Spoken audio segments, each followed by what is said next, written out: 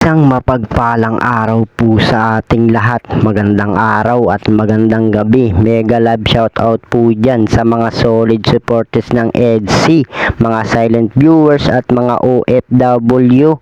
Shoutout po. At so ayun po, new update. Tatay ni Beyonce may sama ng loob kay Edo.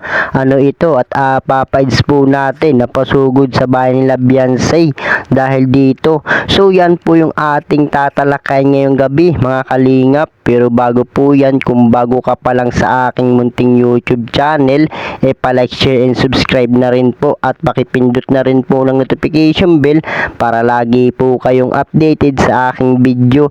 At paalala rin po, bago po tayo magbigay ng ating mga opinion, pakitapusin po muna ang kabuuan ng video para akmang ating mga komento. Lagi din po nating suportahan ang founder ng Kalingap at nag-iisang ama ng Kalingap na si Kuya Bal Santos Matubang at Kalingap Rab. Yung sa araw-araw po nilang pagtulong atin pong suportahan nang sa ganun marami pa po sila malingap, lalong lalo na nga po dyan yung mga kapos sa pangangailangan ay malingap nila. At ganun din po ang kanilang may bahay na si Ate Edna Vlogs, si Jackie Tapia.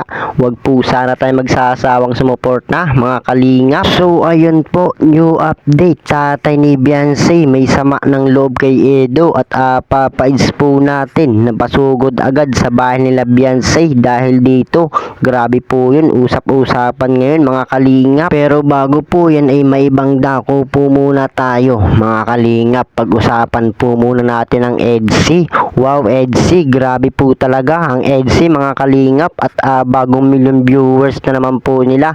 So congrats nga po dito sa EDC mga kalingap. So syempre sikat na nga po itong EDC at marami nga po ang sumusuporta at ibang iba naman po ang pinapakita nila kaysa sa ibang mga kalingap love team. At lalo na nga po ngayon si Papaids natin talagang seryoso na nga po dito kay Beyonce at plano na nga nagpakasal.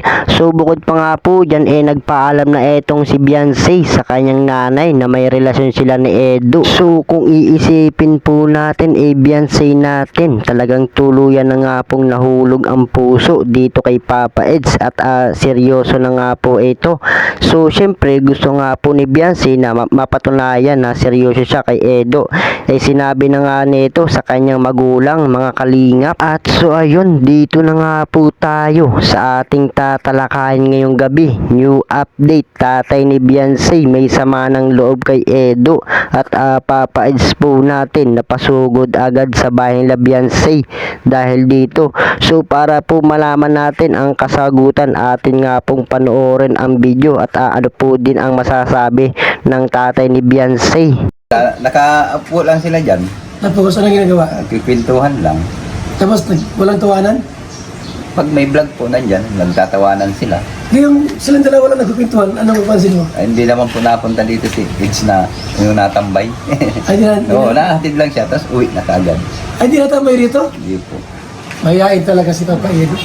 Nakahatid niya. So ayun naman po pala at paghatid nga po kay Beyonce hindi na nga po ito nagtatagal at umaalis din po agad at yun na nga po ang pahayag ng tatay ni Beyonce mga kalingap. So kayo po yung mga solid supporters ng EDC dyan, mga silent viewers, ano po yung masasabi nyo tungkol sa pahayag ng tatay ni Beyonce dito nga po kay Papa Eds? So para sa akin mga kalingap okay lang naman po yun at syempre alam naman po natin na yung sa araw-araw nga po talagang busy nga po etong si Papa Eds natin. So syempre naiintindihan na naman po yun ng tatay ni Beyonce at kung minsan nga po sa itsura nga po ni Papa Eds talagang pagod na nga po ito sa araw-araw na kanyang ginagawa at marami nga po itong iniisip pa mga kalingap. So kung minsan nga po at titingnan natin etong si Papa Eds talagang marami nga pong iniisip at bukod pa nga po dyan mga kalingap